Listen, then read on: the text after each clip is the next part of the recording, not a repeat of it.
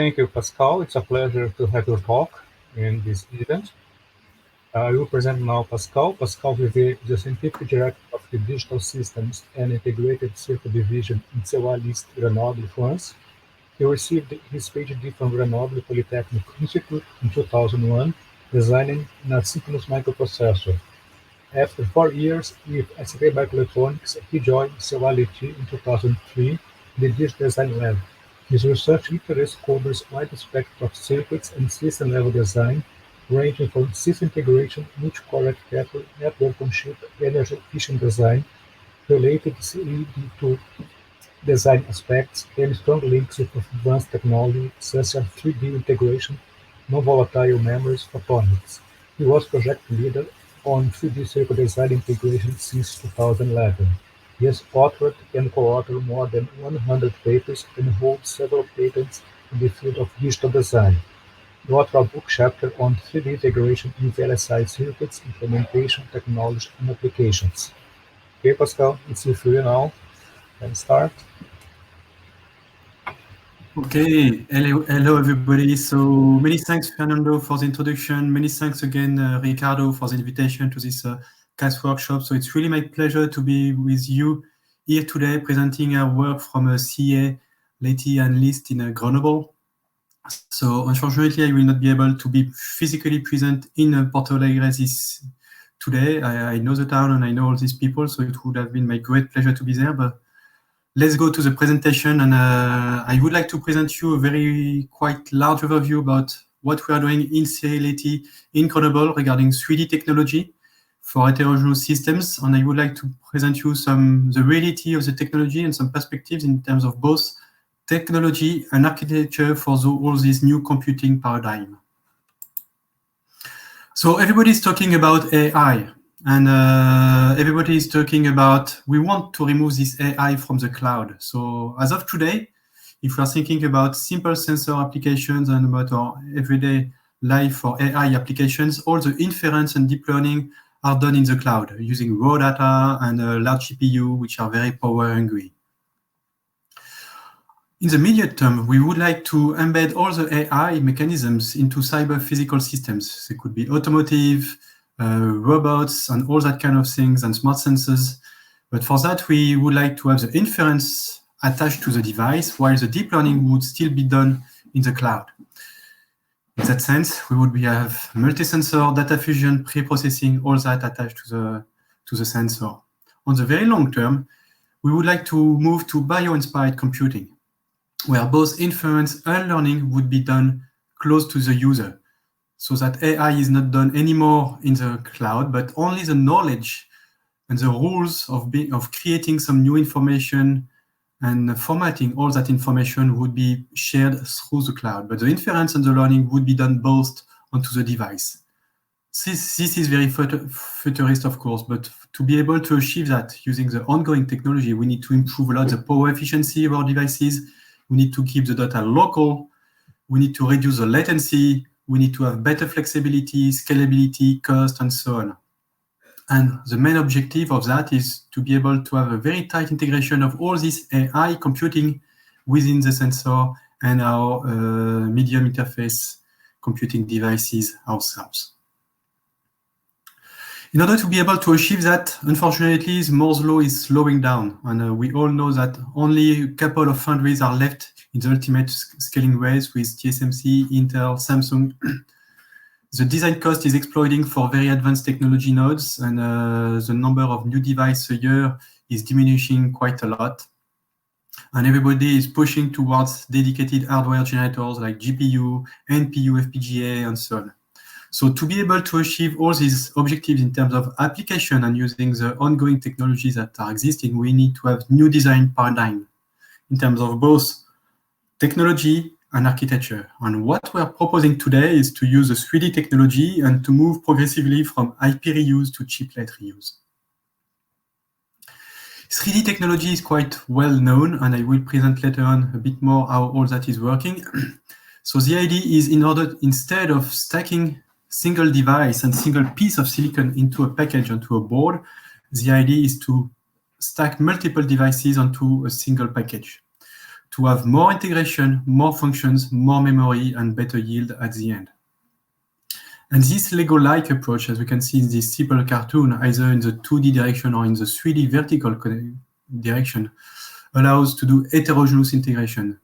And we can use the right technology for the right function, like analog for power and IOs, advanced CMOS for computing, and so on. And the idea is to be able to build smart systems in reduced form factors.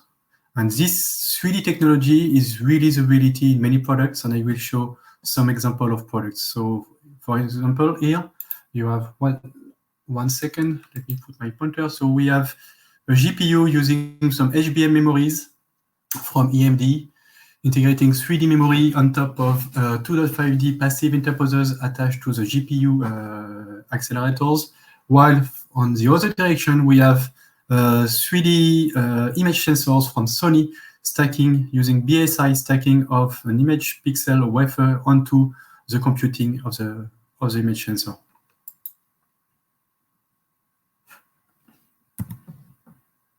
So after this short introduction of my presentation, I would like to present you all these activities that we have in CA about 3D and heterogeneous architecture. So the core of all that is technology of itself, but technology by itself is nothing.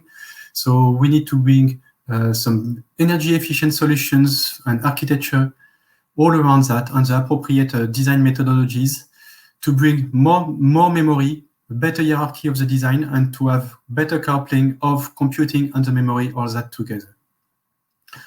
In order to be able to do that, we will work in threefold directions. The first one is in the context of high-performance computing. The first idea is to do what is so-called today the integration of chiplets.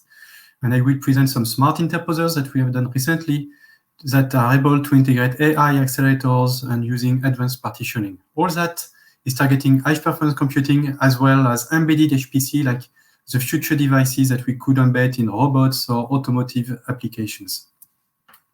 The second direction of that work is towards smart sensors.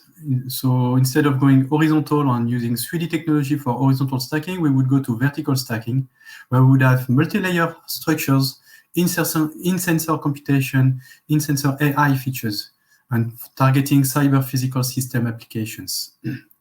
And the third application is new computing paradigm, where we would use those 3D advanced technologies such as monolithic 3D, for instance, to propose some new architecture such as in-memory computing, where we would integrate jointly 3D technology and non-volatile memory devices in order to perform AI acceleration. And those are generic digital solutions that could be applied on the long term, either for HPC or for smart sensors.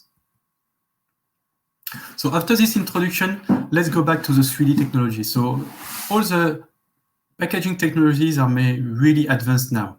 We have multi-chip modules, and we have some very nice examples from AMD, for instance, where they're able to package in a single device 4 pieces of silicon with the same cluster of cores, all that glued together on a very aggressive substrate. But we are also able to do the same thing with 3D technology. So either for 3D vertical stacking, for the HBM memory, for instance, here in the middle, but also for passive interposer, as I presented just before, which is also called 2.5D. And in the main period of all that, people have been talking a lot about chiplet partitioning. And the notion of chiplet is that we have a small die that is cut into small pieces that we are going to assemble on demand by the system architect to build a complete system.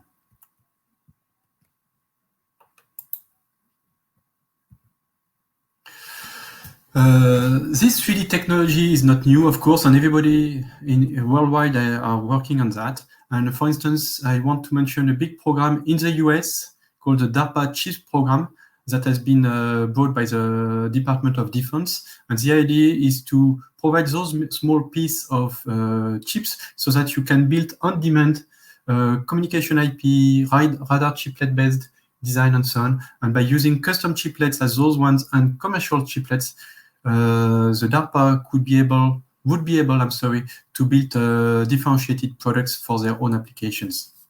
So there is this big project in the US, DARPA, that we are following closely. and they are not the only ones. So in CA, here is a roadmap of our own 3D technology, and I would like to mention the various technologies that we are developing currently. If you go back to the 3D technology, and if you present on the x-axis a pitch reduction of all the technology, you can see that for the ongoing pitch of between 40 and 20 micrometer, we are using today TSV and microbumps, and this is really working, and this is what is available in the technology and on the products. We are also working on more aggressive pitches. I'm sorry, I'm dangling with my screens. We are also working with more aggressive pitch in the 5 micron to 1 micrometer pitch. The first one is hybrid bonding, which is used for images, for instance, and I will come back to that later on.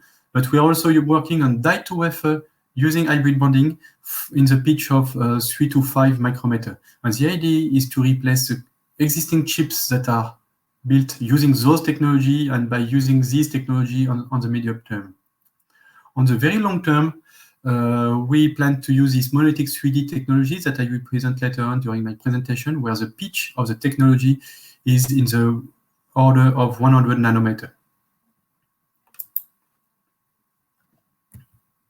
So those first technologies are today driven by high-performance computing and the chipletization for AI application, and all the big companies and major semiconductor companies are working on that application today using those technologies. These similar technologies, as I presented before, the hybrid bonding for die-to-wafer will be used also for HPC and AI chipletization, and we are working currently on that in CA. Those wafer-to-wafer hybrid bonding are today used for images, but they can be used also for AI, while on the long term, those technologies are still ongoing maturation, are not ready yet for productization. So after this short introduction on 3D technology, I would like to give some more insights about what we have been doing in CA in terms of high-performance computing. So I will present various examples of chiplet partitioning and different projects that we have been working on in CA. The first project on active interposer, a second project on heterogeneous module, and a last project, which is more long-term, on photonic interposer. So let's start with this active interposer circuit. So again, let's go back to this chiplet story. So the idea is, for all this domain of high-performance computing and big data applications, we want to embed more cores, more functions, and more memory. And because we want to enter the exascale computing and integrate exaflop computing into a single device. But it appears that we have very similar constraints as well for embedded HPC, like automotive, avionics, and so on, where we want to embed much and more computing capabilities and memory into a single device. To be able to achieve that, we need to have both very highly optimized generic and specialized functions, like machine learning and AI accelerator. Unfortunately, it's really difficult to embed all that into a single device, and the semiconductor company also need a go-to-market solution for easier system differentiation. It's not possible today to redo every time the same thing. And we are spending too much time in terms of economy and time to market to redo and redesign everything from scratch. So we need to find a way to do a plug and play of our systems to build efficient architectures and go much faster in terms of development cycles, so that we can focus on our specialized functions like the AI accelerators. So for that, the system designers must offer a very modular and cost-effective solution in terms of architecture and partitioning solution. We need to have a very energy-efficient system infrastructure in terms of communication, power management, and so on, to integrate all these features together. And we need to solve also the on-chip memory bandwidth per core, since if we have single-chip solutions, this is not acceptable anymore, even when we are using very advanced technologies such as HBM. As we know, as I said already, single-die solution is not viable anymore due to the cost of very advanced CMOS technologies like 7 nanometer or 5 nanometer FinFET technologies. And the idea for that is to go to 3D and chiplet partitioning. So this chiplet partitioning is not a new solution, and many people have been working on that for many years. And it has been introduced very early. So the idea of chiplet is that it is driven by cost, and the idea is to be able to yield a large system. So supposing you have a large piece of silicon, you cut it into pieces using advanced technologies, and you keep only the known good dies, so the dies which will be tested and proved and tested functionally correct, and only assemble those onto your substrate. It is driven by modularity, because you are able to build very modular system with some standard interface and to plug and play like a Lego all these pieces together. And it is also driven by heterogeneous integration, in the fact that you use the right technology for the right function, like NVM for AI, DRAM for memory, advanced CMOS for computing, and mature technology for analog and PHYs and so on. And we are going to assemble all the chiplets together using 3D technologies on top of a single substrate. Of course, this is not as simple as that. There are lots of challenges into integrating all these chiplets. First of all, the ecosystem is getting more mature, and we need to move progressively from IP reuse to chiplet reuse. We need to have good and strong methodology and tools to support technology and architecture partitioning. And of course, there are various design issues such as test, DFT, chiplet interface, 3D CAD flows, thermal, power management, and so on and so on. So there exist various solutions today. The first ones are, of course, vertical stacking, and there are some very good and strong examples that has been published by Intel with their Foveros and Lakefield processor, which has been presented at IACC this year. And then for interposers, there are various subset of families. The first family is organic substrate, which is a low-cost solution, which has been adopted by AMD. And AMD has introduced a full range of products with Radeon circuits, presented 2 years ago, and this year in February at IACC, where they're able to integrate 9 dies on top of a single substrate with 8 computing dies and a central die for communication. The second solution is passive interposer, silicon interposer, also called 2.5D, and this solution has been approved adopted by TSMC with their CoWoS technology, while the last technology is silicon bridge, which is a trade-off between both, while you are integrating a piece of silicon within, which is embedded within the embedded substrate, so which is trading off cost and performances. Nevertheless, there are various limitations to that. So this is, of course, working, and there are some strong products working on, but there are still some limitations. So the chiplet communication is still limited to side-by-side communication. So this is not scalable. So suppose that you want to integrate 100 of chiplets together. This is not possible by using passive interposers. It is not easy also to integrate heterogeneous chiplets and differentiating functions using those technologies. And it's also not very easy to integrate less scalable functions such as IOs for the power and SerDes, the analogs, the power management, and so on. And to be able to address those limitations, what we are proposing is to use active interposer that I'm going to present you right now. And this work has been published at IACC this year in February, and we are currently writing a paper for the Journal on Solid-State Circuits that will be published end of the year. So the principle of active interposer is the following. So suppose that you have a full set of chiplets, which are clusters of cores. So this example is presenting an example where we have exactly always the same chiplets, but they could be differentiated with different functions. We're going to glue them and assemble them onto an active interposer. That means a complete structure which is integrating some active CMOS on top of it. So what we're going to integrate onto this active interposer, some scalable and distributed network on chips that will be able to implement any traffic communication from any chiplet to any chiplet. We're going also to integrate power management IP within the active interposer so that we can power supply and demand and close to the cores the power supply.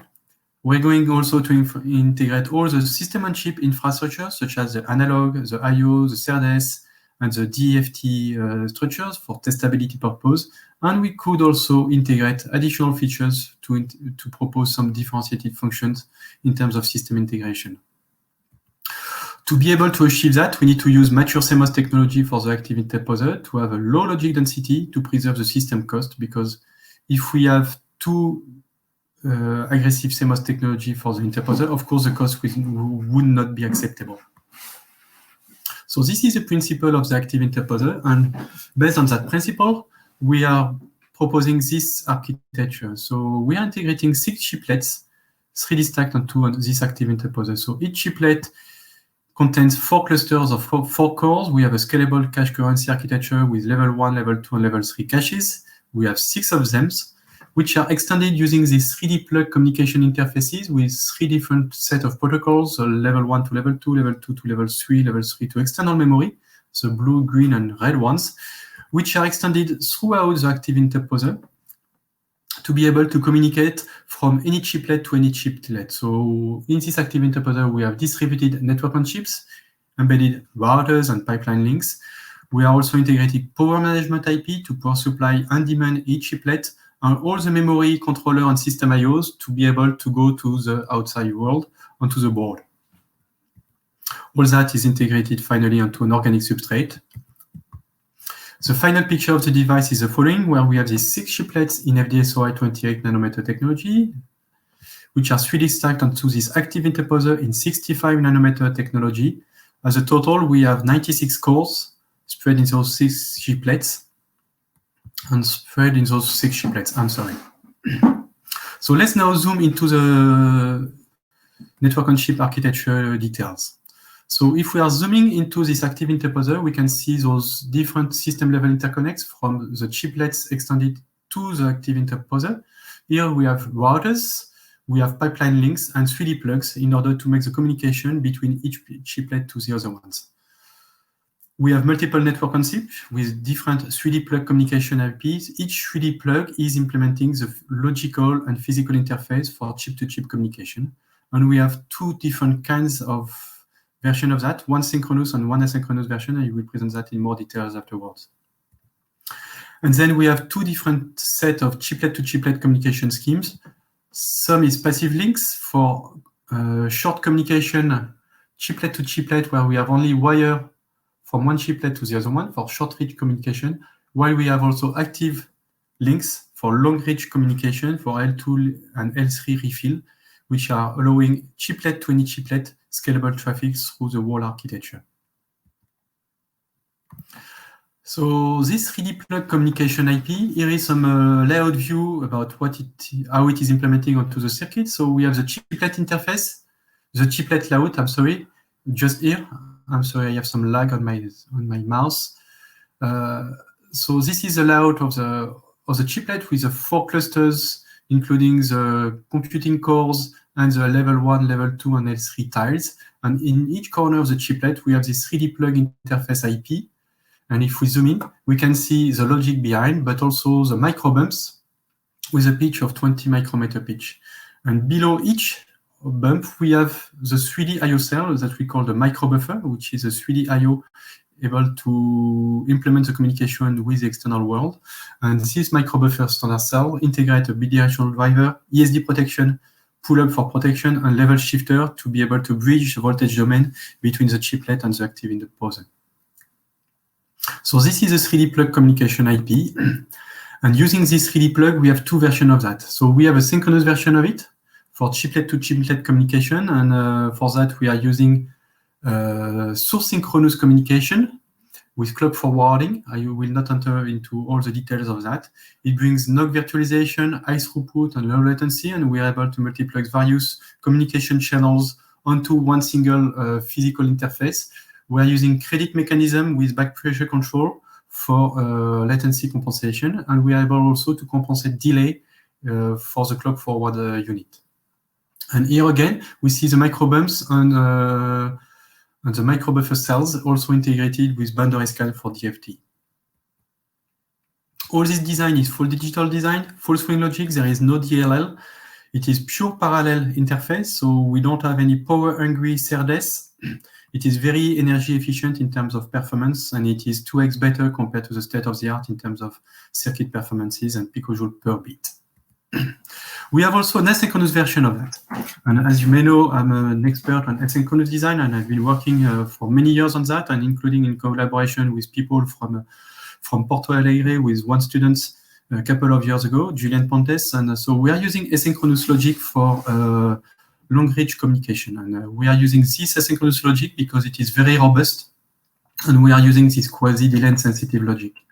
So one of the idea is that we're going to use robust asynchronous logic and 4-phase protocol within the active interposer for on-chip communication within the active interposer, but to hide the interface cost and the interface resynchronization cost between the chiplet and the active interposer, we have proposed new protocol converters which are converting between 4-phase and 2-phase protocol for between the on-chip communication and the off-chip communication through the 3D interface. So that was a work that has been carried by Julian Pontes during his PhD, and that has been published at ESPDAC in 2015, work from Pooks.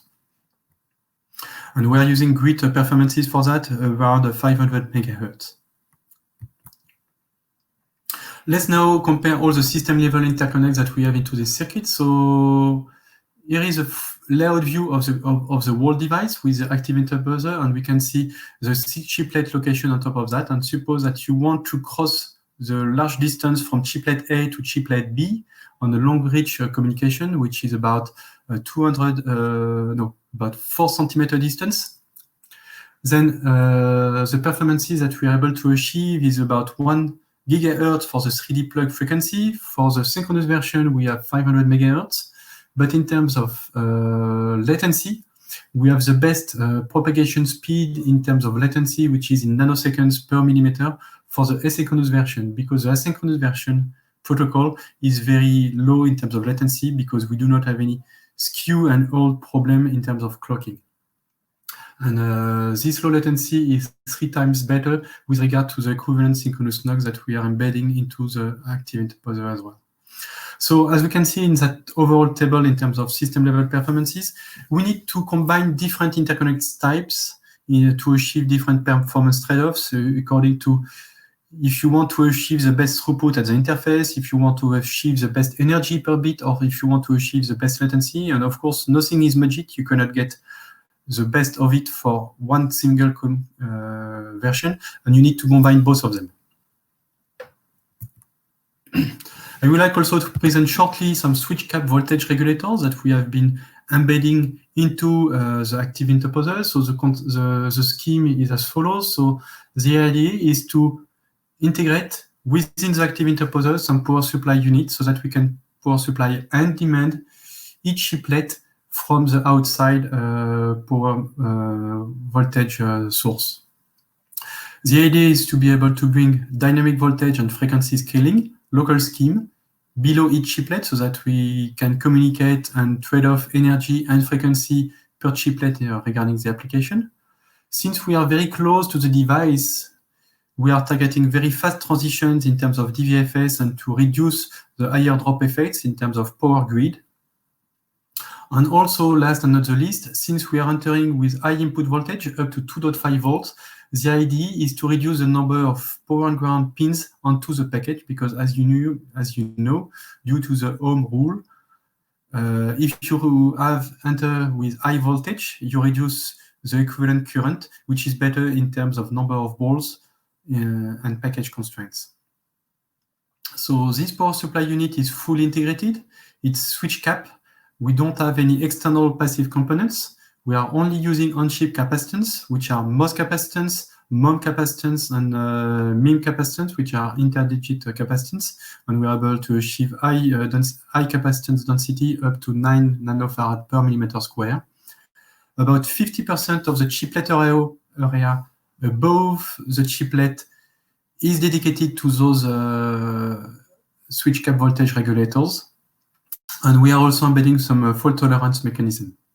In terms of power efficiency, we are able to achieve up to around 200 milliwatts per millimeter square power density, which is far enough for our application in our case here, with a very high power efficiency, up to 80% peak power efficiency. So this design and this device is better efficiency compared to an integrated LDO that could be off-chip. Here is a picture of the whole system. So each chiplet is designed and fabricated using FD-SOI 28 nanometer technology. We are using ultra low voltage and body biasing for that. The active interposer is in 65 nanometer technology and using MIM option and is about 200 millimeter square. So here is a chiplet floor plan layout, the active interposer layout, where we can see the location of the 6 voltage regulators on which the chiplets are going to be 3D stacked. Here is a cross-section of the device with the chiplet 3D stacked face-to-face using these micro bumps onto the middle area. We have TSVs to be able to go through the active interposer back to the package substrate for all the power supply signals and the I/O signals for the memory refill on the last level cache. And we have the package substrate. Here is a picture of the final device where we can see the 6 pieces of silicon of the chiplet, which are 3D stacked onto this active interposer in the final package. Here is a picture of the board. I will not present into more details, but we have built a complete server node around a laptop with a motherboard and daughter board, and we can see the intact circuit here with all the instrumentation for measurement in terms of power and energy reduction. And we have also done some thermal simulation with some collaboration with URCS, with a student of mine and Ricardo. And the student was called Cristiano Santos. He did his PhD a couple of years ago.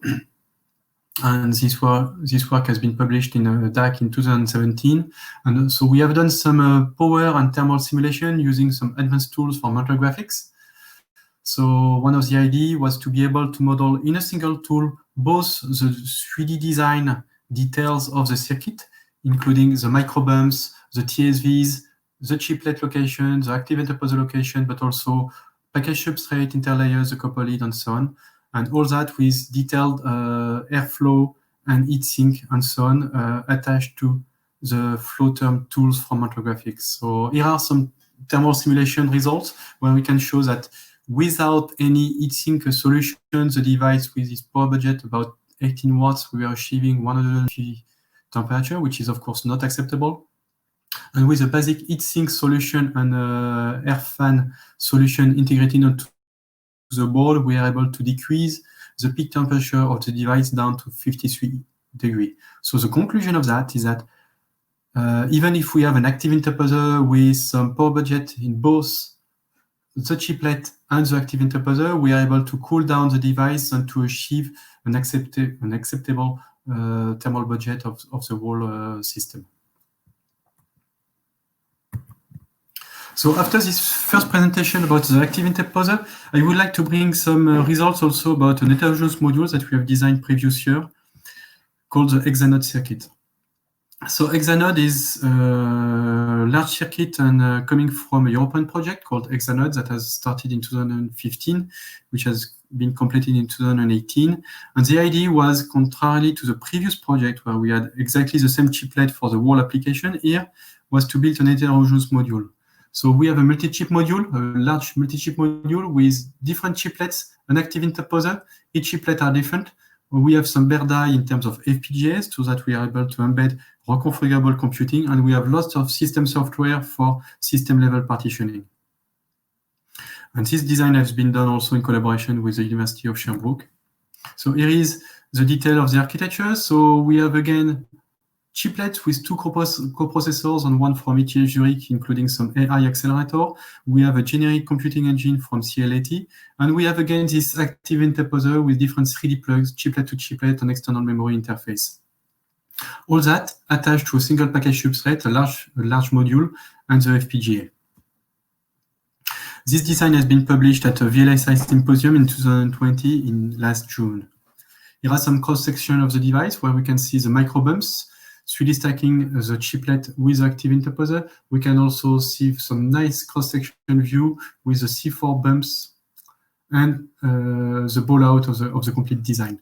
So this design has been tested and partially measured, and we have some also system-level results, exploration results, I'm sorry, showing the capacity of this architecture and this machine to do exascale computing. After this heterogeneous module, I would like to talk also on ongoing work that we have on photonics. And photonic is the next challenge. So we've been talking a lot about on-chip communication to interposer. So the question is, should we have passive interconnection like what is existing today with TSMC and so on, active interposer with the examples that I presented just before, or could it be photonics? And according to some studies that we have presented a couple of years ago, we were able to target about 20 watts for 70 cores. And for that, the on-chip bandwidth should be about 4 terabits per second.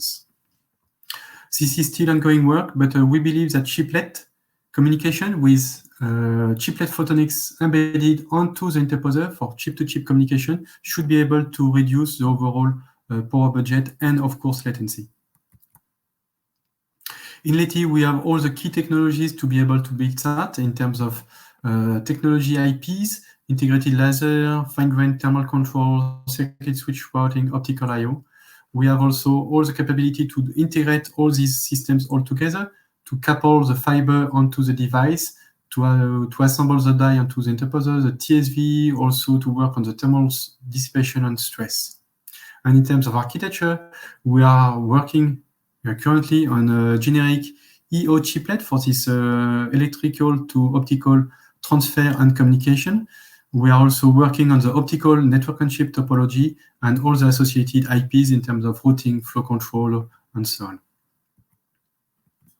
So here is an example of the topology of about this optical NUC. So we have a kind of Snell topology where we are entering with various waveguides looped into themselves. We have, I forgot the name, I'm sorry, different objects here to make the communication and the conversion between the electrical object and the optical object to multiplex the wavelengths and the topology. And we can see that we have no interference in terms of cross point into the topology. So as a conclusion, we have single writer and multiple reader onto these links that is avoiding all the waveguide crossings. We have been working also on thermal control, and at low level of the technology, we are able to achieve using some low-level control loop to achieve the thermal regulation of the object. And we have been working in collaboration with Boston University to optimize the system to be able to determine the best number of waveguide frequencies to obtain the best thermal and process variability at the end. And that has been published at DATE 2019 and 2020. On the long term, we are planning to target a large-scale demonstrators by designing generic EO chiplets with this 8-node optical network on chip targeting 576 gigabit per second aggregated bandwidth. And by using all these different IPs that I presented before, TSVs, and microbumps, this wave multiplexing link, this optical NUC technology, and all the thermal tuning. And that has been presented at DATE last year. So to conclude about this chiplet partitioning and interposer. So chiplet allows to integrate solutions from advanced nodes. It is good for yield and testability and reuse methodology. And we need to move progressively from IP provider to chiplet provider. For the interposers, we have various solutions. Passive, this is the current industry solution. Active interposer with examples that I presented just before allows to have a smooth integration of the system IOs for analog and standard infrastructures with network on chip and power management IP. And the photonics will be the next generation for high throughput and low latency communication of chiplets. The next challenges in terms of technology will be the reduction of pitch by using hybrid bonding technology, non-good die testability on copper. And for that, in terms of design and architecture, we still need to work on standard chiplet interfaces with parallel and energy efficient. And there are various groups in terms of standardization from OTSA, for instance, which are working on that. There are strong initiatives also from open source hardware for both the cores, but also for the interface, so that we have standard interface and standard chiplet to be glued together. And we need to continue working on partitioning and co-design methodology. So let's now go to the second part of the talk today about smart sensors for CPS applications and by using these 3D technologies as well. So one of the ideas about this smart imaging, we would like to be able to design a smart imaging system which would be power and event-driven, high frame rate, low latency, integrating computing capability, processing, and recognition capability. So it would be much more than an imager, with all the computing capability integrated in between. The application target would be smart sensors, virtual videos, automotive, and that kind of things. AR, augmented reality, and virtual reality. There are some common objectives, of course, of that. Privacy and energy reduction, because if you embed all those computing capability within the sensor, of course, it's better for privacy and energy reduction.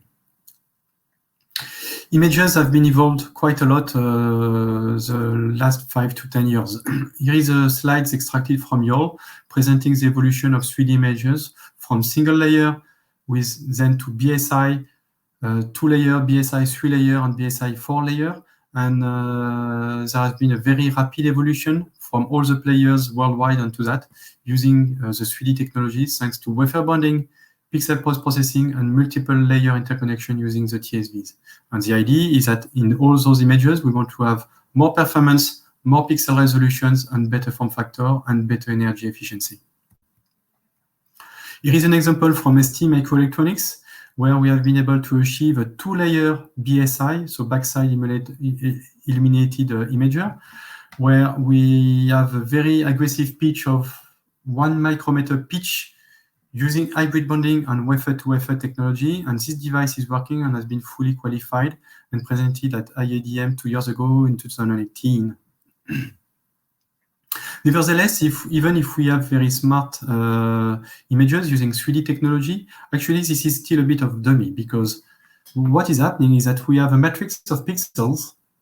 We are using a very aggressive technology to go down using hybrid bonding with a classical row-to-column interface with ADC to serialize the pixel frame rate, and then to do the processing and then have global processing and global memory. And there is actually no processing architecture breakthrough that is taking advantage of this 3D stacking and this high-density connection. So what we are proposing in CA is to replace this dummy architecture by much more distributed and disruptive architecture by using this 3D aggressive pitch. So the idea is to have a set of pixels, a cluster of pixels, which are directly integrated to ADC within the array, and to have some distributed computing just below a graph of pixels using SIMD kind of architecture, distributed memory, and distributed computing, so that we could do in-pixel computing and memory, so that we have a distributed architecture using this 3D very fine-grained distributed architecture. For that, we have designed a vision chip called Retin that is using this principle with 2 layers. Top layer with a matrix of 16 by 12 clusters of pixels.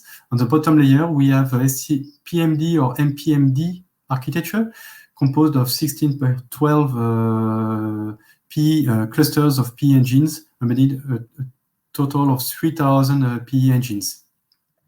We have distributed memory and global control for scheduling of this machine. And using that architecture that has been presented at a VLSI symposium 2 years ago, and many details in that journal paper in 2019, we are able to do various applications. And for instance, one recent architecture is to integrate AI and convolutional layers within the imager. So within the imager, we would do the first layers of the convolutional preprocessing, with the subsampling, the convolution, and so on. And all the last layers of the AI treatment would be done by the host outside. And this work has been submitted to ISW in 2019. Let's keep that. So the idea on the long term is for the smart retina to have an overall architecture that is able to do neuromorphic computing within the image processing architecture, as you may have understood, and using these very advanced 3D technologies.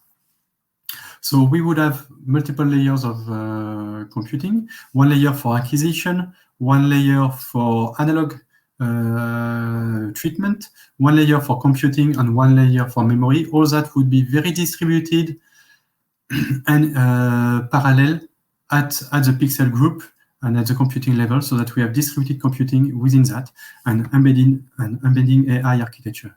The idea is to have spiking neural networks, and we are working in that direction so that we can use power-driven and event-driven and pixels which are event-driven to be able to generate information only when it is required according to what is happening into the image. And so this is not magic, and many people are working already on that. So there are two examples being able to integrate those kind of things. One example from MIT, published at VLSI in 2019, using Monolithic 3D to integrate pixels on top of some computing. So MIT is doing that, but ST Microelectronics is also working on that, and they are working in close relationship with us in CLAT by integrating pixel just on top of the analog acquisition. And this sequential integration, using Monolithic 3D integration, is targeted for this pixel partitioning at very fine pitch. And here, the pitch of interconnect between the pixel and the treatment, which is just below, is 1 micrometer. And we are working towards continuing diminishing this pitch. So on the long term, we would like to be able to build a smart vision system with disruptive image detection and recognition features, being able to do this tight integration of computing within the image sensor itself. It would be very energy efficient, ultra low latency, while of course reducing the privacy and the energy efficiency of the whole system. So the technologies are getting mature to envision this, using this hybrid bonding and Monolithic 3D technology. It should be fully distributed, multi-scale, high resolution, being able to support region of interest, wake-up features, and all that integrating neural network processing within that and supported by 3D. Let's now go to the last part of my presentation about some new computing paradigm, such as in-memory computing and using 3D technology and non-volatile memory.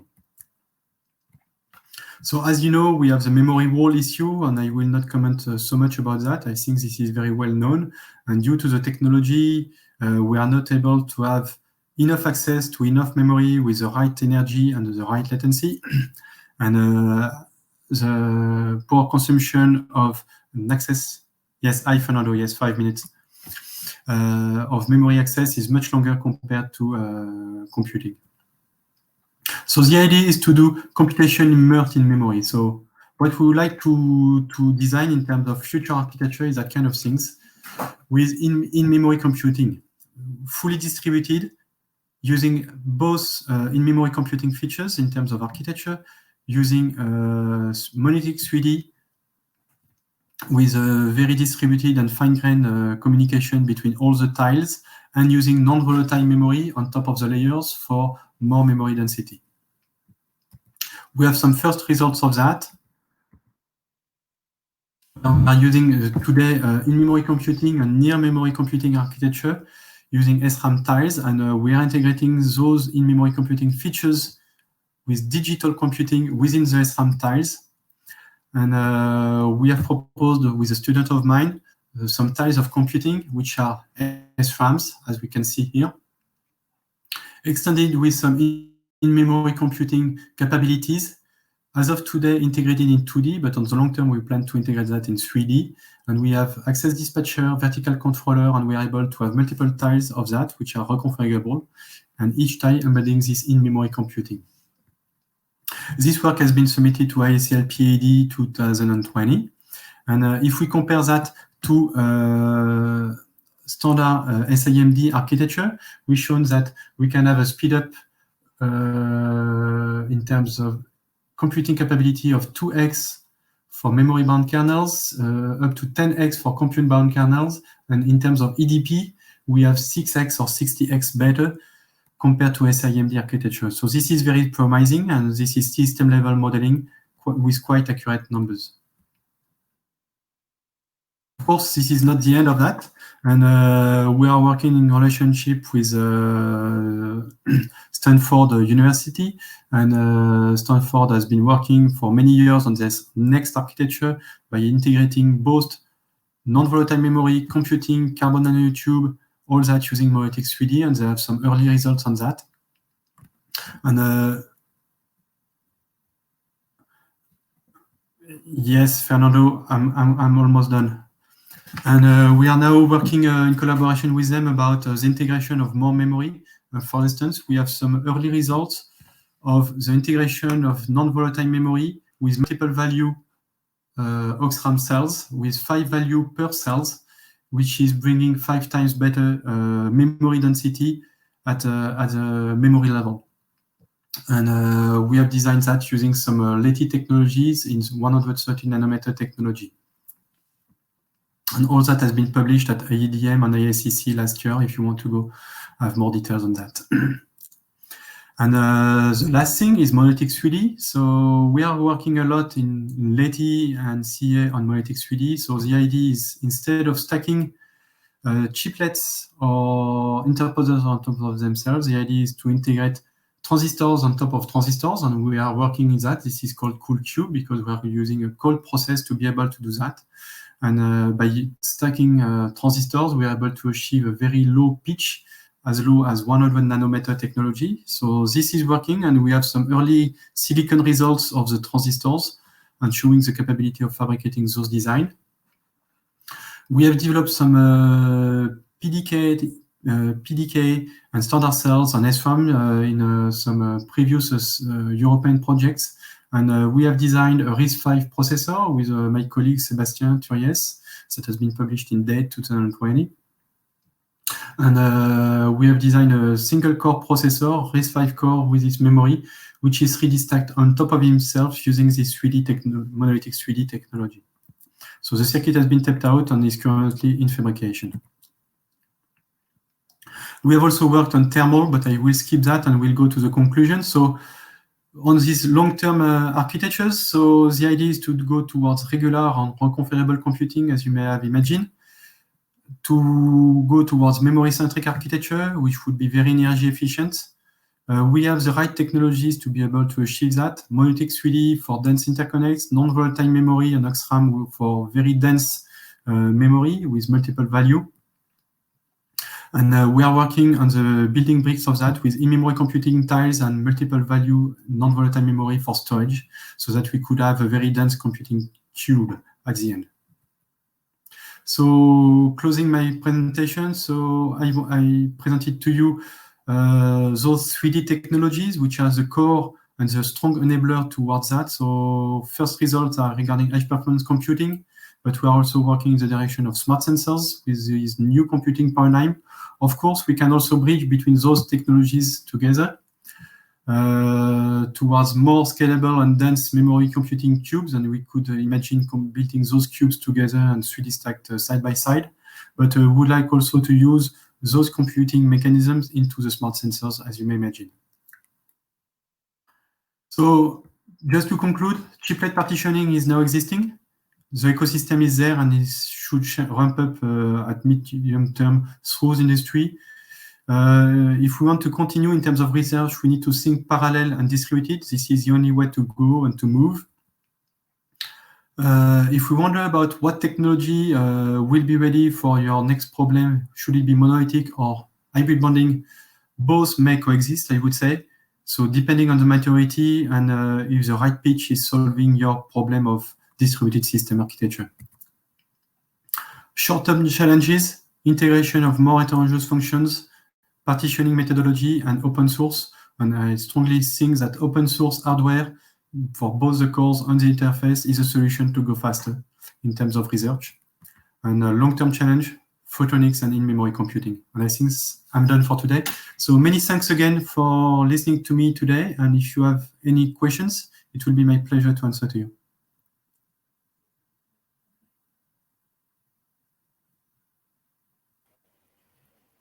Okay, Pascal. Do you listen to me? It's okay? Yes, I can hear you. Okay. Thank you for your nice talk. Please, people, put your questions in the chat. And to start, I have some questions. The first one, besides the last examples, you showed the 3D examples as Smart Vision. We can see that the 3D technology with TSVs, with several tiers, appears to have been replaced by chiplets. Okay, the last examples. Why? What are the 3D limitations for moving to the chiplet paradigm? Actually, this is not a limitation, and this is what I tried to explain. Actually, there are various ways of doing 3D. And what is 3D? Actually, this is the core technologies of 3D is microbumps, TSV, copper-to-copper interface, and the way to be able to put one piece of silicon on top of the other one. And then based on all these elements in terms of technology bricks, you're able to build various systems. The first one, which is ready and to be used into the industry, is chiplet, because this is very, very simple. And this is already what is existing, and this is very closed, and this is actually much more close to advanced packaging and what is existing today in terms of advanced packaging. And this is already solving the industry problem of today, which is yield, heterogeneous technology, and cost. And chiplet partitioning will used very short due to that. But 3D with vertical stacking will continue to evolve, and will continue to push in that research direction for other applications. And we can combine both. Yes, in effect, chiplet is a evolving paradigm, let's say, to continue, but 3D is not yet mature to be used, right? Large scale. No, 3D is really mature to be used, and this is what I try to show. So for high-performance computing, Intel is using that with their Foveros. AMD is using that. Okay, Xilinx is using that. ARM is using that. So this is existing. For 3D DRAM, this is provided by Xilinx and Samsung. And then for images, this is used by ST, by Panasonic, by Sony. For smart cubes and advanced packaging, this is used by Infineon, by Fraunhofer, and lots of research applications. So 3D is mature, and it is already really existing into the industry. And we are preparing, in terms of research organization, the next steps with more advanced computing concepts so that we can embed more computing capability within one single device. Okay, I have a question here from Pedro Toledo. For instance, in Active Interposer, is it possible to simulate ship-to-ship connections at the same time, testing the whole chiplet functionality? Yes, this is possible.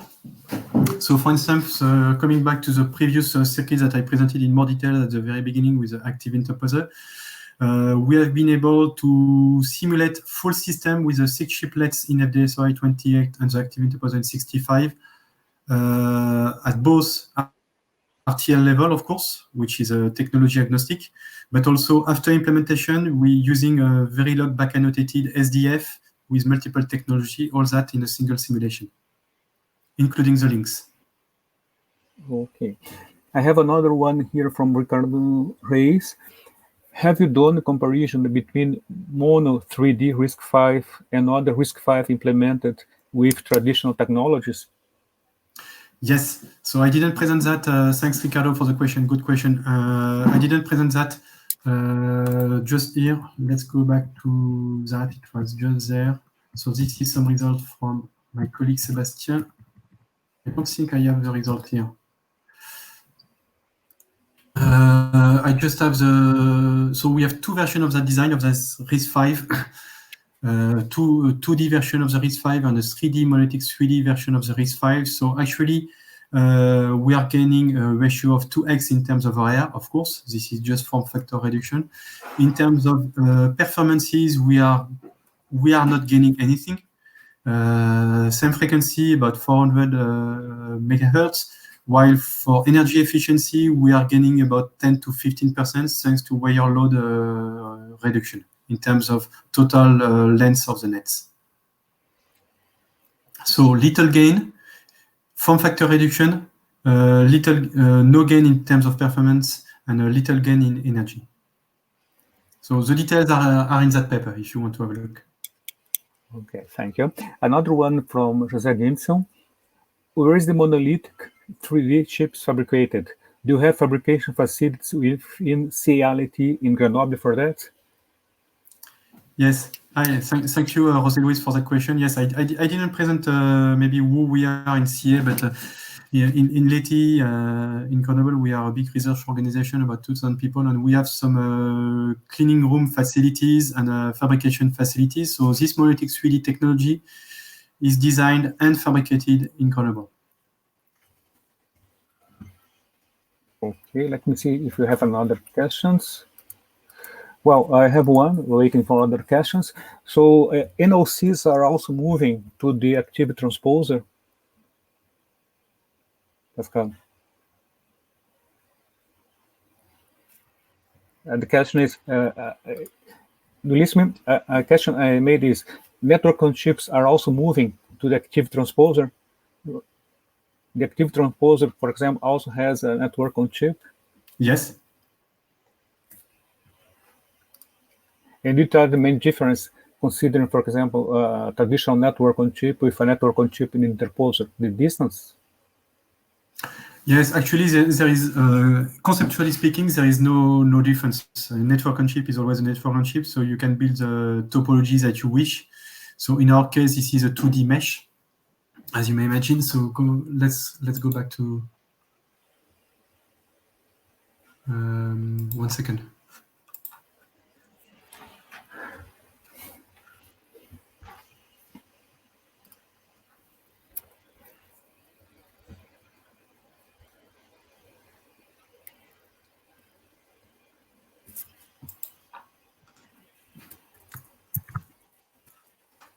So here is a picture of the layout.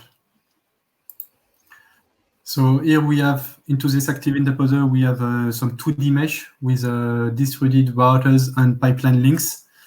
So we have a 2D mesh with 2x3 routers corresponding to the 6 chiplets and pipeline links along those channels for communication between to do the hop from one single chiplet to the next one. So we are using exactly the same kind of logic. I mean, this is regular logic with, we have two versions of it. One is asynchronous version, as I said, and one is synchronous version with classical routers, pipeline links, and so on. The only difference is the length, because that object is quite long, and it is 1 by 1.5 centimeter. Okay. Well, I have my last question, a traditional question when I talk about 3D stack, is reliability and heat dissipation. Yes. How can you dissipate, for example, the heat in the middle of the stack when you have a processor in high frequency, for example? Okay. So what is happening, and this is what I presented, and that was the work of Cristiano Santos, so this PhD student from URCS. For 2.5D and active interposer, actually, we do not have any heat problem because the design is flat and is 2D in some sort. So even if we have some logic into the active interposer, the power budget of the active interposer is below 10% of the complete system. So most of the power budget is within the computing chiplets. So the structure is flat, and with correct heat dissipation from the copper lead top with heat sink and fan, you're able to dissipate the power budget through that. So we do not have any issue of 3D in terms of power density. Now going to monolithic 3D, we have done some study in terms of thermal dissipation and so on with the same student a couple of years ago, and we have shown that actually the monolithic 3D technology by itself is not bad for thermal, and it has a very good thermal behavior in terms of thermal dissipation, and it is as good, even better, as TSV, microbumps, or hybrid bonding.